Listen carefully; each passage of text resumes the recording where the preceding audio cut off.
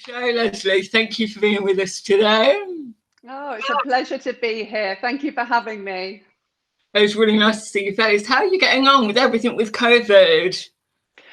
Well, there's been a lot of changes that we've had to make from going from person to person to working online. But I think in general, both lip speakers, interpreters, and more importantly, deaf people have really made those changes. And we've all, I think we've all made it work really well. Awesome. So have you found yourself doing lots more virtual work at the moment, like video calls and things? Yeah, definitely. I think and everything from health to the legal system to work has moved away from the face-to-face since lockdown. And it's meant that either there's no support or it happens online. But I know that some deaf people have found it to be quite a positive move because you can't all speak at the same time, and chairing a meeting and hands up and who's speaking is really important. So for deaf people, it's been quite a blessing in many ways. And from a lip speaker's point of view, not having to put, the dress and the shoes and go out in the rain or the sun. It's been great having that working from home. It's like that kind of bottom pajamas, top formal. Well, I still don't work in my slippers because I don't feel professional if I haven't got the gear on, You and me are so different, Lesley. Well, you only get to see the top part.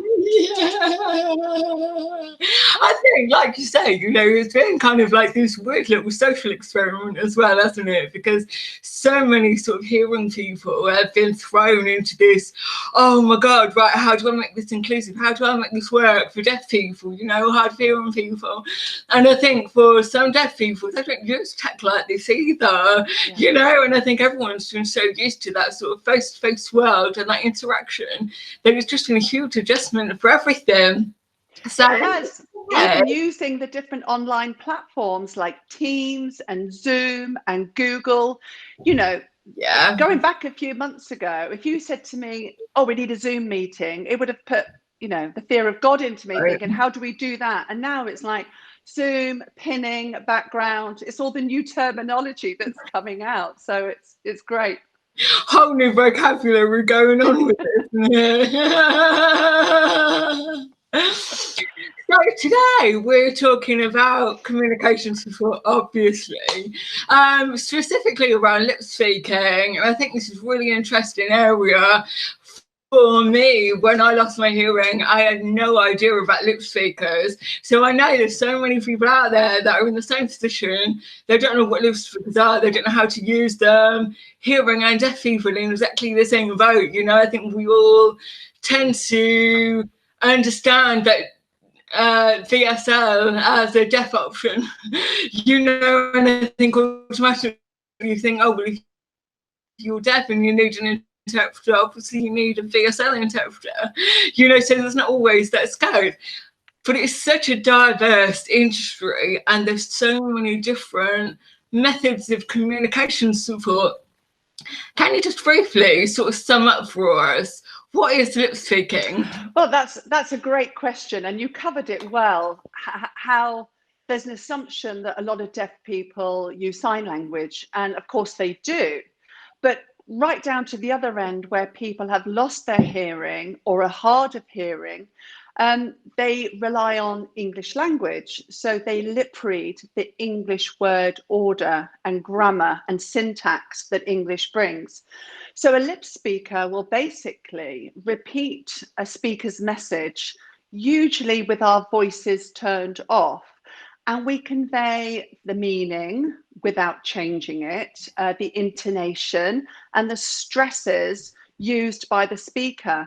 Now, our facial expression will show if it's been said sternly or happy or grumpy or sad. And our lip pattern will make sure that any words are conveyed clearly. And we can use finger spelling to support any difficult words that look the same on the lips, because you'd be surprised how easy it is to get, I'll give you 3 words: shoes, choose, and juice. they all look the same, but of course the meaning is very different.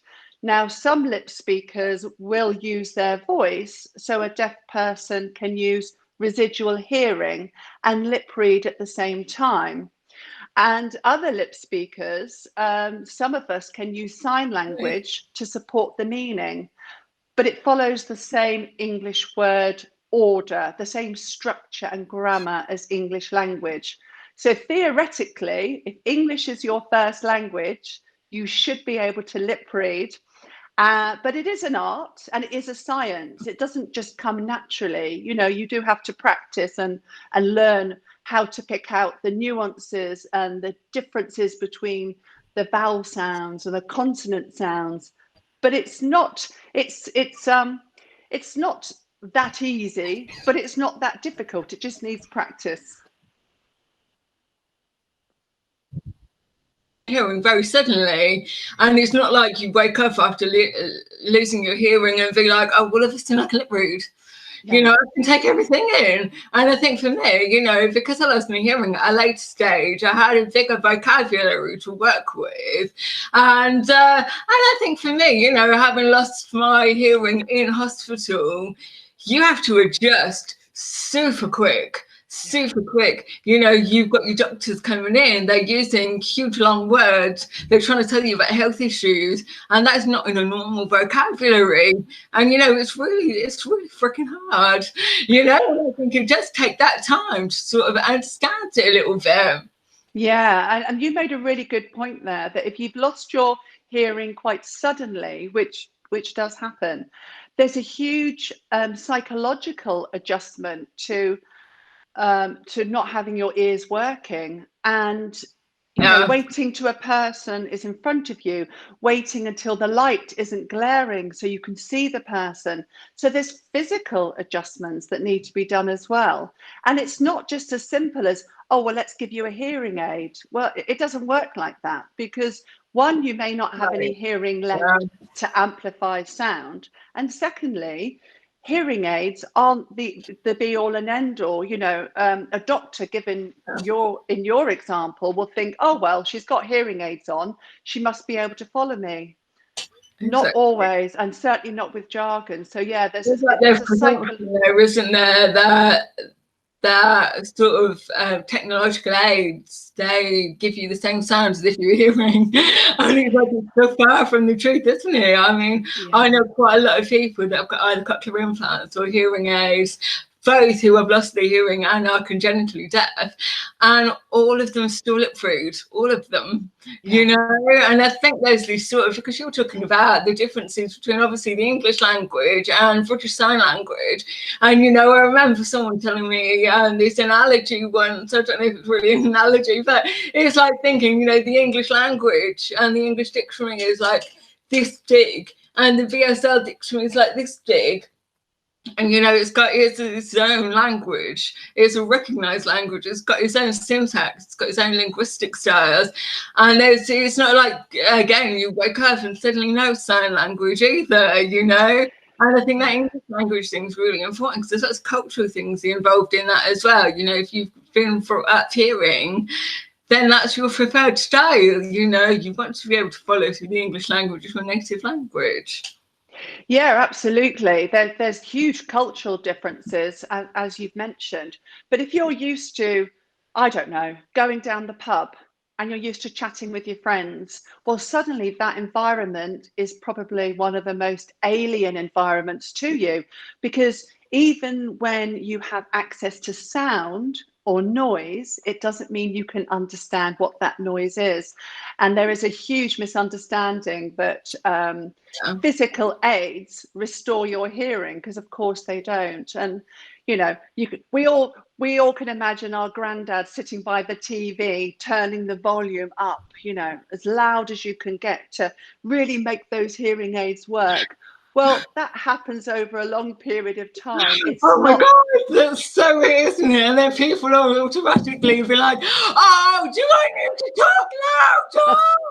Oh my God, it's cringe. Yeah, and of course, cochlear implants, hearing aids, great if they give you access to communication, but I think sometimes it can be a little bit difficult for people that are hearing to understand it doesn't give you access to speech or an ambulance or a dog barking or a bird singing. You know, there's quite a learning curve and a learning process involved with any kind of aid to hearing. Yeah. And I think I really like that point you made about psychological adjustments with it as well, because it's not just sort of that huge adjustment in communication. You know, you also obviously, your hearing and your deafness is so largely connected to your identity. And I think for me, one of the things that I experienced was I didn't want to let go of my hearing identity. I wanted I wanted to overcome the hearing loss, but I wasn't ready to actually make any changes. I didn't want to do anything differently. I just wanted magically to be able to lip read really easily. I wanted magically to be able to understand what was going on in a group conversation, particularly when you think about a family. You know, I remember my first family Christmas after losing my hearing. It was traumatic and it was so upsetting. And before that point, there were lots of things I could have done. I mean, it's never the deaf person's full responsibility. But I also look at communication like a two-way process, you know, and it's got to be a willingness to be able to make adaptations on both parts, you know. And I think that caused a lot of barriers into even accessing communication support, you know. And then there's a lot of issues with lip speaking itself in the communication support world as an industry, because there's not that many of them. It's not as well known as VSL interpreters. And also, one of the things I found really, really interesting was lip speaking itself is hugely diverse. You know, there's so many different types of lip speaking. So, I mean, maybe if you want to talk about that quickly, just talk about the different types of lip speaking. Yeah, absolutely. The first point you made about the changes in family and adaptation and barriers and work, that across all of those areas, you're losing your hearing will affect that. And interesting, you said about the difficulty in finding a lip speaker. There's a stage actually before that of just knowing that a lip speaker is there, because this assumption that, well, I've lost my hearing, I don't use sign language, what do I do? Now, if you've been fortunate enough to meet another deaf person or another lip speaker or communication professional that says, I think you could benefit from a lip speaker, then you might get introduced to one. And there's actually only around 50 of us, 50, in the whole of the UK. And out of those, there's a handful of men and the rest are women of various ages. Now, if you're a young deaf chap going to see, I don't know, sexual health clinic or something, why would you want someone like me going along with you? You know, you'd want another young bloke to go with you that understood. Or maybe you wouldn't, but you know, it'd be nice to have the choice. And lip speaking has been around for, well, it's been around for a long, long time in various parts of the world. They call it speech reading and lip syncing, I've heard from New Zealand actually. But yes, we work in various ways. It's actually called lip syncing somewhere, because we have that completely different view of lip syncing. It was like, they're not the same, they're not the same. And just because you can follow one lip speaker, it doesn't mean you can follow all lip speakers. Now, that doesn't mean there's a problem with the other lip speaker. It just means there might be an accent or a style that doesn't suit you. Or you may find that there's too much of this going on with gesture.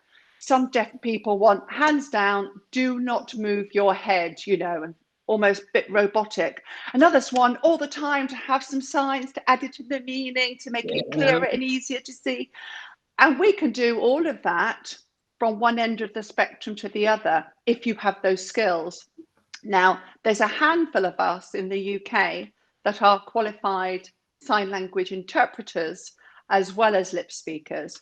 So if you arrive on the job and it's an interpreting booking, great, you can sort of switch your hat and get on with it. Now, there's a lot of interpreters that can work in sign supported English but may not necessarily have a clear lip pattern. So there's definitely a divide. Oh my gosh, yeah, this is such a thing, because there's been so many bookings that I've used before where they'll say, oh, well, we don't have Lipspeakers available, but we have interpreters that can use sign supported English.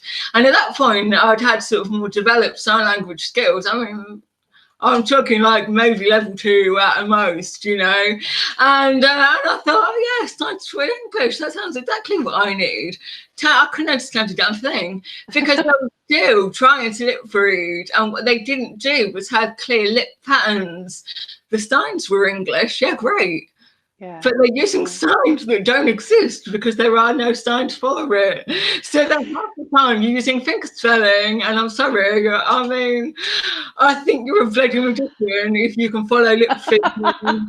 I'm sorry, finger spelling. Yes, yeah. Context. I remember once I was in a psychology lecture and I had an interpreter doing sign-supported English. And of course, there's a lot of technical jargon in psychology. And they're trying to finger spell all this stuff. And I'm like, Jesus on a bike. I have no idea what's going on here. That's exhausting. Honestly, it really is. It's harder work than lip reading, you know? And then I found it so remarkably different using Lipspeakers in that context, you know, because I could follow it so much easier. How did you find Lipspeakers? Yeah, really good. You know what I loved about Lipspeakers was not just the beginning stages, because I feel like I'm a lot more flexible now to be able to use VSL interpreters as well. It's not my preferred way, but I can still follow VSL interpreters. I mean, I've been deaf for what? 30. I'm celebrating my 13th anniversary this year. Thank you very much. And it's been a really long process, not just identity-wise, but developing my own communication skills. So as my VSL skills, or my sign language skills, sorry, have developed over that 13 years, I've obviously come to a more advanced stage. I've obviously used communication support in my work for the last decade, and I think being submersed into watching interpreters when I have no choice but to use interpreters has sort of advanced my skills a little bit more. My preference is still working with Lipspeakers, but I can't watch and follow pure lip speaking anymore. Yeah. That I relied on when I first lost my hearing. Yeah. And it worked fantastically for me. I mean, I was very fortunate when I went to university. Yeah, for my first degree, I went to university in Reading, and I turned up to lectures. I mean, I had literally lost my hearing for maybe a year and a half, maybe maximum 2 years. I don't even think it was that long. I had just done level 1, and I'd done a lip reading class. And I turned up and they had booked a VSL interpreter for me for a lecture. And I was like, oh my God, I cannot follow this. I have no idea what's going on here. So I went to the disability advisor for the course and I said, that's not working at all. It's not going to do it for me. And she said, okay, well, let me do a little bit of research because I don't know what else we can offer you.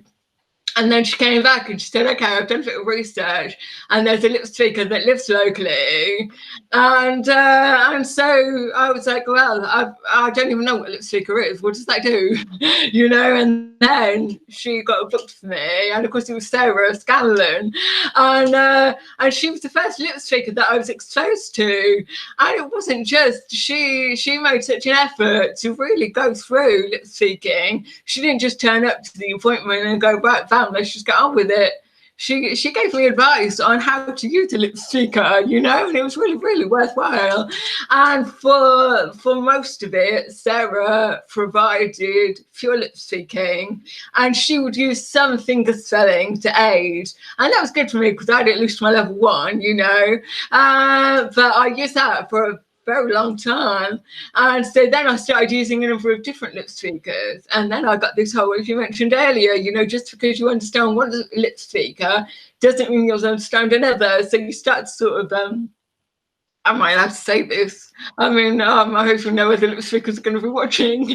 But you start to pick your favourites. And you start to say, right, well, that person works for me and that person doesn't. One of the things I think over time is there's been an evolution in the lip speaking world. I know you've largely been a driver in this as well, of sign-supported lip speaking. Can you just quickly, for the viewers, just give us a little difference, or explain a little difference on pure lip speaking and sign-supported lip speaking, or signed lip speaking? What is the term for it? Yes, I'd be delighted to. Just to go back to what you said about Sarah Scanlon, the wonderful Sarah Scanlon. If that was the first lip speaker that you met, then no wonder you went on to use Lipspeakers, because it doesn't get any better than Sarah. She sadly passed away now, but she was one of my tutors. And yes, a wonderful woman. But yeah, she didn't really sign. And over the years, it's been quite evident that a lot of deaf people do prefer to use lip speaking with sign for various reasons. And it occurred to me, there wasn't an easy way of finding us. Now, some of us have sign language skills and some don't, or some do, but only very small amount. So I was the founder, creator, if you like, of the Association of Lip Speakers with Additional Sign.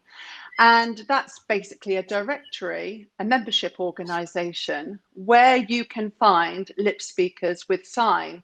But there's also 3 videos on the web page, and it has one that's just sign language, one that's lip speaking, and one that's lip speaking with sign. So you can have a look on there and see the difference. And, you know, it's almost like try before you buy, so that you don't end up like you did with the wrong support. Oh, brilliant. I'll add a link to that on when the video. So if you're watching this, there'll be a link somewhere down here. Fantastic. Yes. And if anybody wants any additional advice on lip speaking or signed lip speaking or anything like that, there's a contact us page on there. And if it's easier for you to film yourself, if you're, you know, some people are worried about what their voice are going to sound like. Some people don't like to type because they maybe have additional problems with their hands, or they prefer not to. Yeah. They can contact us by video. Whichever way you need to contact us, you can on the website. God, that's amazing. So many options. I mean, it's so rare for organisations to offer such a wide range of choice for access, isn't it? And I think that's because we cover such a wide variety of people that use us. Initially, we were mainly working for people that lip read, and we still do. But some deaf sign language users that have had cochlear implants that now want to have access to more English have started to use lip speakers with excellent sign language skills, so that they have access to more of the English words and grammar. Yeah. And that's not to do away with British Sign Language. I'm an interpreter as well. It's just responding to the needs and demands of deaf people to make sure that we are there covering the full spectrum. I think there's also that sort of kind of there's that kind of feeling, I think, for people who book communication support, there is a one-size-fits-all approach.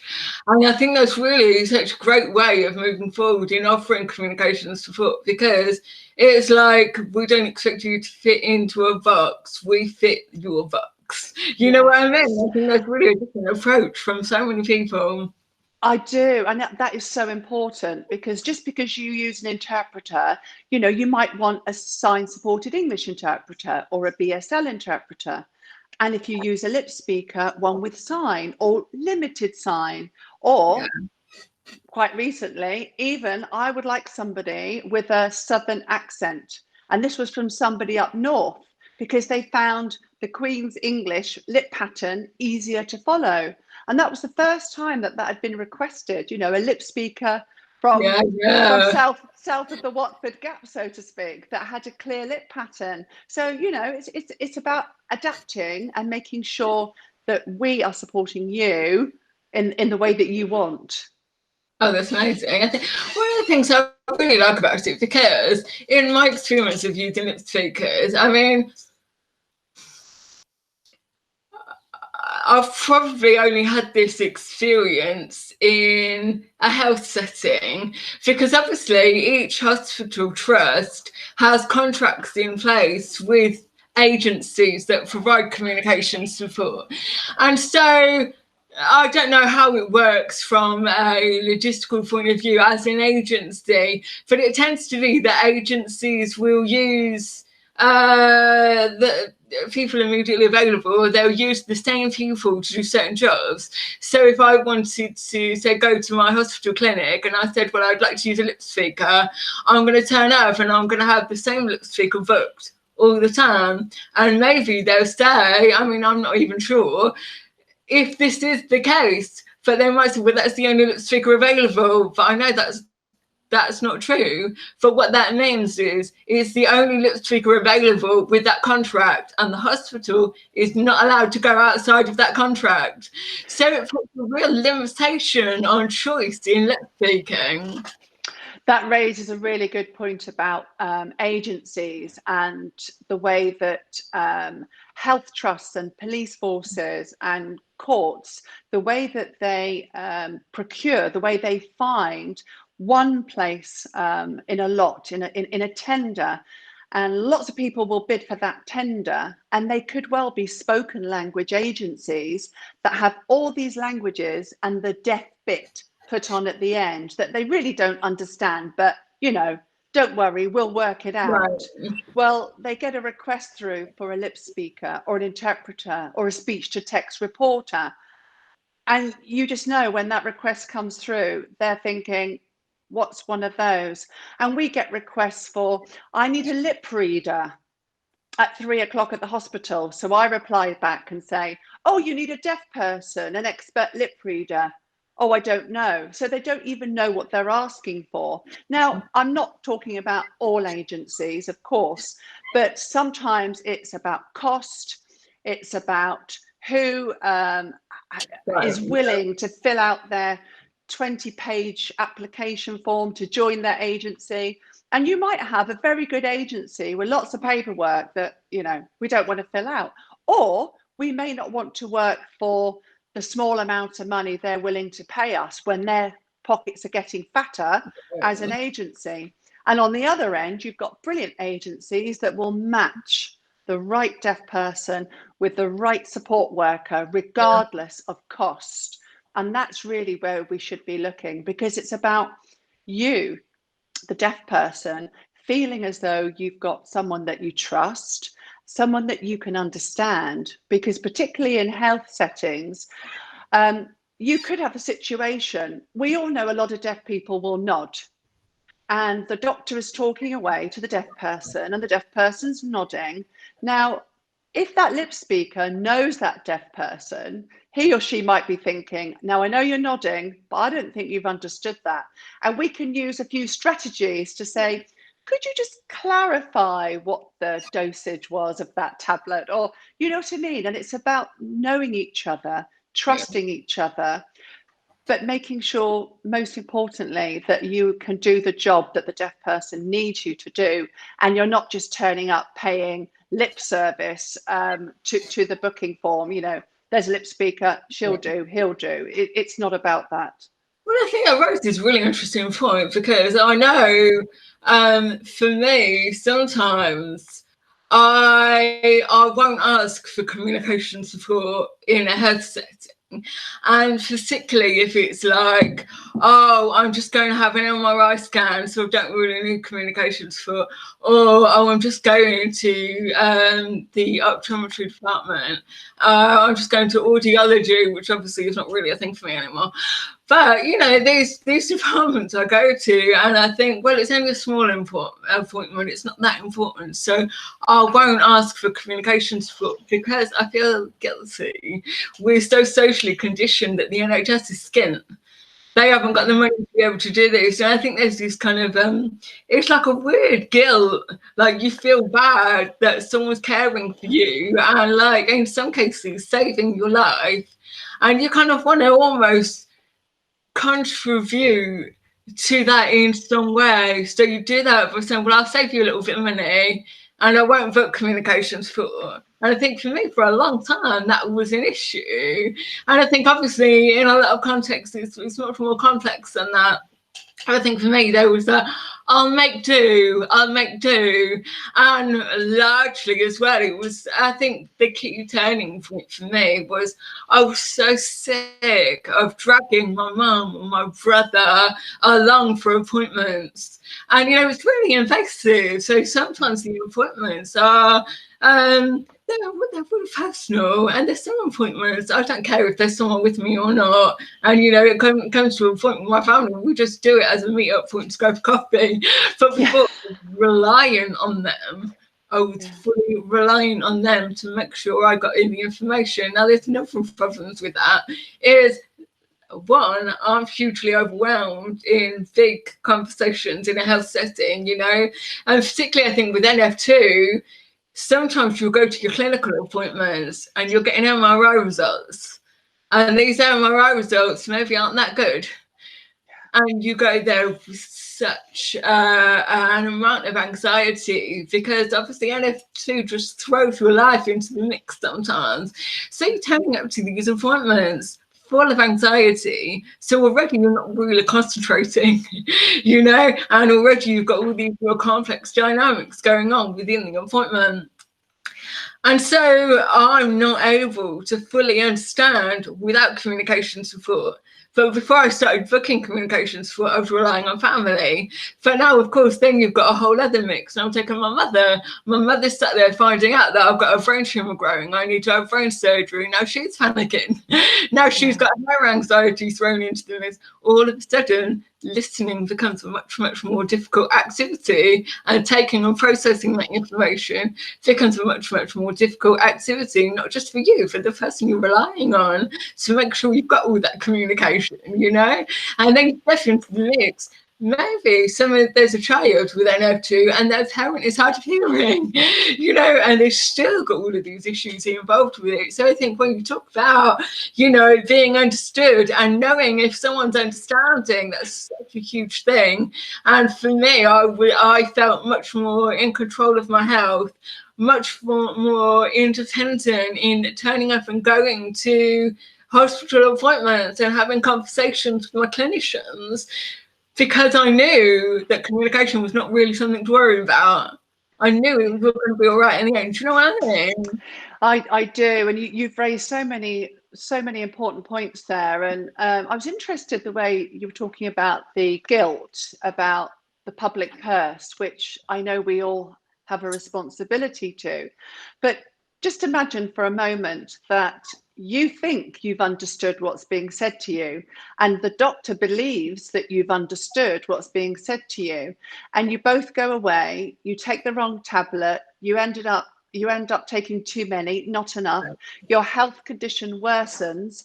That is a false economy, because you're going to end up with umpteen other appointments because of the error that occurred on day one. So wholeheartedly, I say to you, don't feel guilty about using the communication you need, because it could save your life and it could actually prevent readmissions.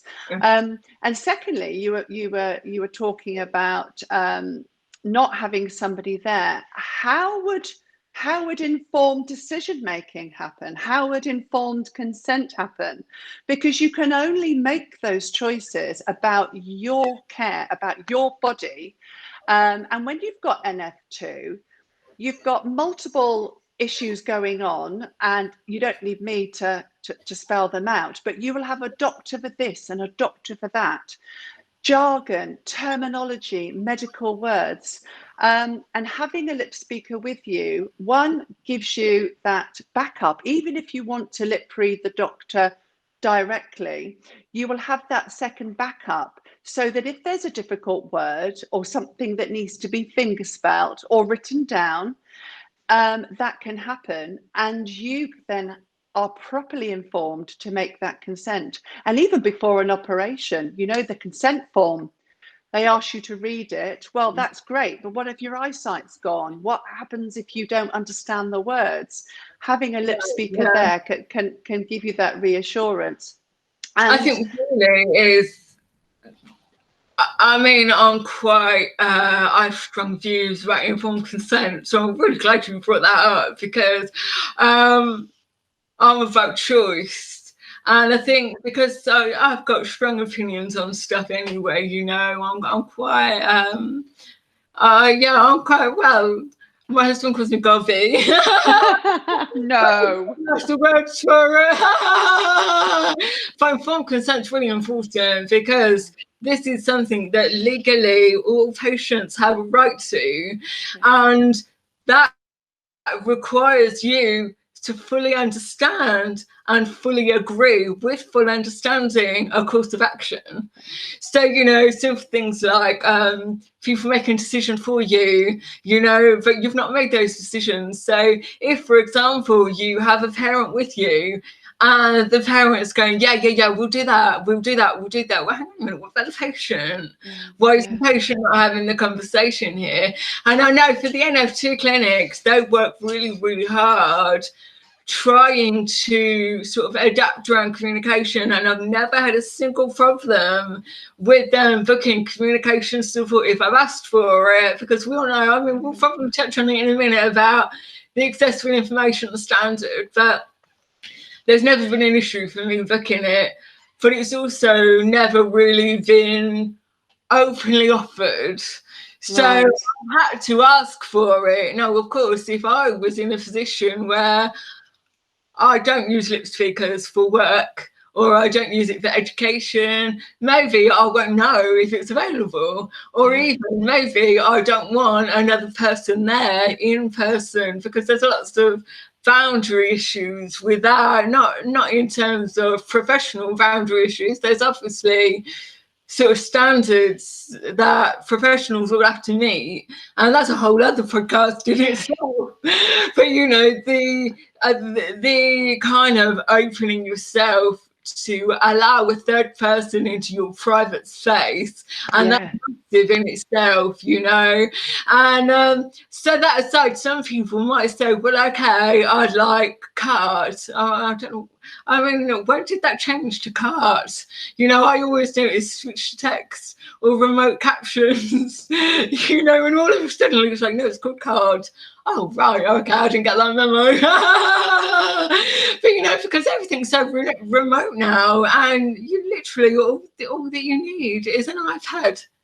And you've got video capture, you've got it right in front of you, you know? And I think, you know, there's, well, actually, let's touch on it now, because there is a big debate at the moment about free apps versus professional support. And again, I have my views on that, but I'm privileged to have those views because I've got a lot of experience of using different communication support. Now, if I was someone who maybe didn't use professional communication support, I'd think, oh, well, the app gives me enough. You know, I'll just use that. It'll make it easier for everyone else. They've got loads going on. Maybe COVID's stressing them out. So we'll do something to make them easier. And I get having reasonable adaptations and all these various things, or adjustments, sorry. But there's still a line.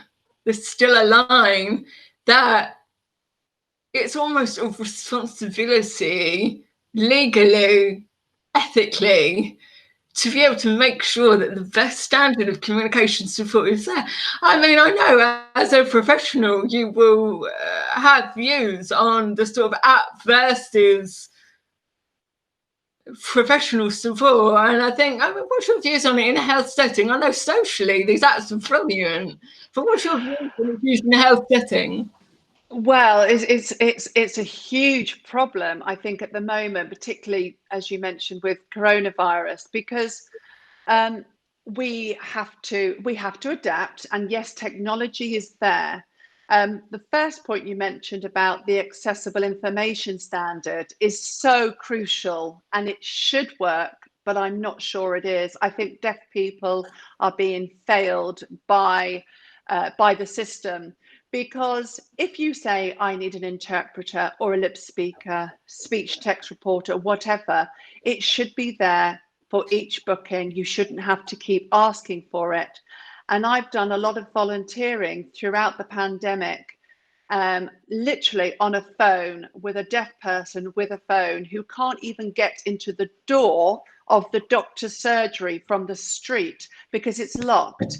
And there's a sign on the window saying, call this number. Well, of course they can't. So you've then got a receptionist putting their phone screen up with a message on it. So you're trying to look through glasses and rain and the window, and they're saying, speak into your app. And there's a huge communication breakdown. Now, I think personally, for all medical appointments, there should be your preferred communication support professional. And I say that for two reasons. One, for what we've said about informed choice and consent. Secondly, if it's your relative with you and you have thoughts of suicide or self-harm, or you're pregnant and you want a termination, and things that really, difficult topics that can't be spoken about as easily as you would wish, perhaps with your mum, your partner. What happens if you're pregnant and your partner doesn't know? And all of those other things. Apps have their place. They really do. And we've got the Live Transcribe, Otter, all sorts of other ones that have been coming out from the woodwork. And some work brilliantly. If you've got a lovely, clear voice, you can do a pretty good job using notes or one of these systems. But we don't all have clear voices. We have masks on, we have background noise, we have 3 people talking at the same time in the waiting room. And the breakdown, I would say the risk is exponentially outweighs the benefit. So, I know you talked about embarrassment and guilt and cost, but please, if you have something that's important to you, that communication support can be provided, then it's your choice at the end of the day, but it's there. We are there to support you. The second point being is that if you have a deaf voice that is difficult to be understood, you may have a doctor that has his or her own hearing loss that can't follow you as well as your friends and family do, because it's a new voice. And this is where you can have, breakdown in communication can be quite apparent. I think one of the things that always comes to mind for me is there are various people that I've spoken to who, everyone has their own preferences, and everyone has their reasons for not asking for communication support. What advice would you give to people that are maybe hesitant about using communication? What's the first step? How do they get comfortable with it? How do they know if a lipstick is going to work for them? I'm thinking particularly of people that have never used any form of communication support. It almost feels as maybe a little overwhelming to dive straight into going to a professional, maybe a little intimidating in some ways. Yeah, and I think sometimes it's really good to have that conversation with a colleague or a friend or somebody else that who has used communication support, because a lot of us will offer a free, let's do a free trial. Let's get online. In fact, I did one last week for somebody in Liverpool who had never used a lip speaker, heard really good things about us, but didn't know if it would work. So I was invited along to the Teams online meeting, and I was all set up professionally, and I could just see these eyes coming through the camera like this, trying to figure out what I was doing. That's the client. And it's about explaining the important things, that our voices will be turned off normally, although we can have them on. What do you want? Do you want some sign? Do you want finger spelling? Do you want me to, hands down? It's important for us to explain that we work to a code of conduct which includes strict confidentiality. And I always think it's worth us reassuring the deaf person and their colleagues and family and friends that whatever we hear, whatever we see, whoever you are, it stays within us. And if I met you on a medical appointment and then I bumped into you in Tesco's, unless you came and spoke to me first, I wouldn't acknowledge you, you know, and that's not out of being rude. That's out of you only know me in that professional setting. So don't worry, you know, we're at a yoga class. Don't worry, unless you come and speak to me, you know, everything is confidential. And that also gives you a hopefully some reassurance that if anything was ever to be said, or information was leaked either intentionally or unintentionally, you can complain to the NRCPD.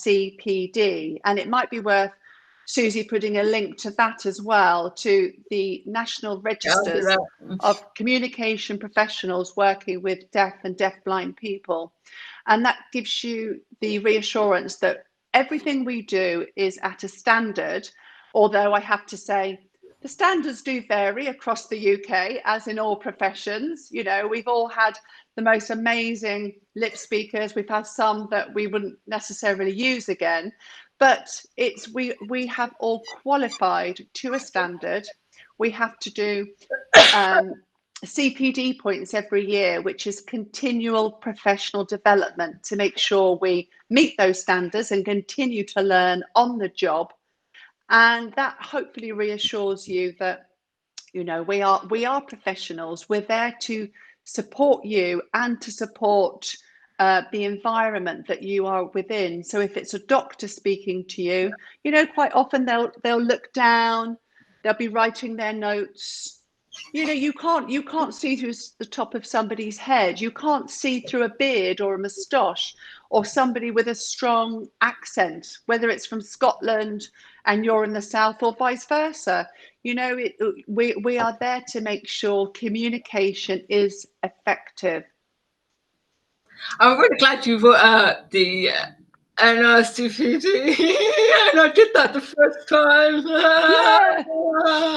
The world is full of acronyms. But it's really interesting because I think for people that aren't used to working around the world of communication support, there's not always that understanding about the code of conduct and ethics within communication support professionals. And I think it comes with that issue about allowing a third person into your space that you don't know, you know. And I always, whenever I'm meeting new interpreters, even like 13 years on now, I still get nervous about who they are, you know, and I still get nervous, well, what, how am I going to understand them? Because everyone's so different. Two, am I going to feel comfortable with them? You know, and that really impacts the whole context that you're in, maybe in work, maybe, you know, for some other reason. I mean, I only really use communication support in health settings or in work settings, you know, and it really changes the dynamic of the context that you're in, you know. But NRCPD is brilliant because you have that safeguard, don't you? You know, I know there's stories all over the internet of people turning up to health appointments and they've been given a level 2 or level 3 signer. And you're like, what world do you live in that you think that's acceptable? That's like a French person who knows a little bit of English turning up to translate something for you. It just seems incredulous to me, you know? And I think one last point on the apps thing, because again, I'm vocal about this, but the apps thing seems such a bizarre thing to me as an option to offer in such a formal setting, because it's like saying, well, you know, you're going to have an appointment with me and you'll hear some of what I'm saying, but you won't hear the other bits. And yeah, you've got to do the jigsaw for the rest of it yourself. Right. You know, in what world would a hearing person accept broken audio? It just wouldn't happen.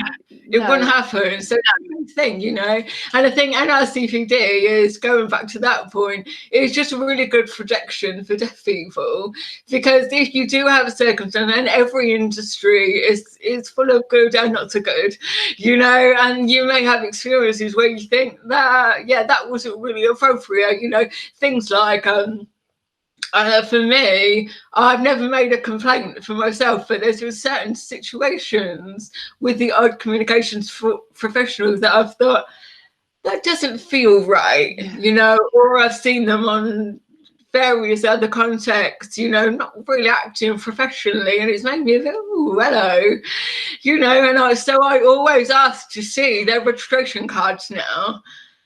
And that's the thing, isn't it? You know, I would never have thought to look out for that. Well, it's a really good point, Susie. And I just so happen, I always have mine with me. So you can see them. And of course they are different, because one is an interpreter and one is a lip speaker. And unless your communication professional has an in-date valid badge, if you're not sure, you can look on the website to check, and you can search by name as well as profession. But yes, you're absolutely right that personalities can go a long way.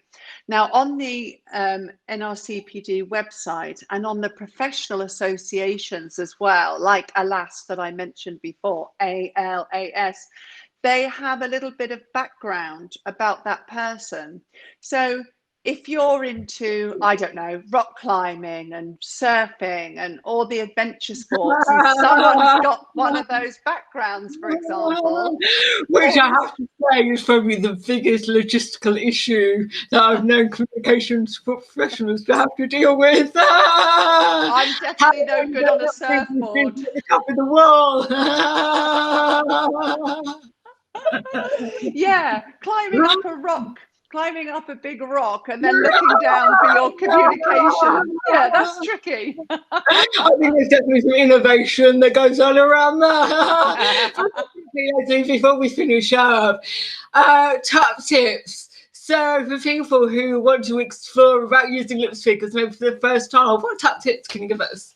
Oh, well, just contact me. That's the top tip. I would say, think about what you would like the support for. So if it's for, you know, if you're young, you might prefer an older person. The ages of each lip speaker aren't online, but it's such a small community of 50 of us that it's not difficult to Google people these days. You know, you can find a picture of that person. The pictures will be, most lip speakers, if you just type in lip speaker, it will bring up lots of photos and snapshots, hopefully professional ones or in the professional setting, and it will give you an idea of who you would like. There is nothing wrong with contacting the lip speaker and asking them for 10 minutes, you know, on FaceTime or Zoom, just to have a sense of their personality, their background, their lip pattern. Are they from up north? Are they from down south? Just because they live there now doesn't mean that's where their background is from. And maybe, like for myself, I'm a qualified nurse and midwife. So I often get selected from the list because of my additional qualifications. And each person's additional qualifications should be listed. Yeah, should be listed on there, like their sign language skills. And I'm a trainee deaf-blind interpreter. I'm just doing my level 3. So I've got hands-on skills and guiding skills. So, you know, it depends what you're looking for. And if you don't get on with that person on your 10-minute call, or they refuse to come online and see you, then you can make your own decisions. And also, if you use that person and you find that there was a personality clash, or that you didn't follow them as well as you liked, don't feel bad about giving them some feedback, and don't feel bad about not using them again. because you know we know that there isn't one size that fits all, but lots of us have small videos that you can find online. And in fact, what we're going to be doing after coronavirus is we've got 12 lip speakers lined up to do one sentence that's going to be filmed, and each lip speaker, you can click on the video and see them in action before, but that will come later after coronavirus. Bloody virus. Well, Lesley, thank you so much for joining us today. It's been great to chat to you. I will add some links into the video comments, descriptions, whichever way. And then if anybody's got any questions, you can either contact us, follow those links, or get in touch with Lesley directly. Thank you so much, Lesley. Have a good one. A pleasure. And if anyone's got any questions, comments, or they want a free 10 minutes just to come online and just try it, you know, if it doesn't work, you haven't lost anything. And it's been a real pleasure to be able to chat to you, impart some knowledge, and let's spread the lip speaking word. I'm sure there are lots of people who will be benefiting from this. So again, thank you for your time. Pleasure. Take care. Bye.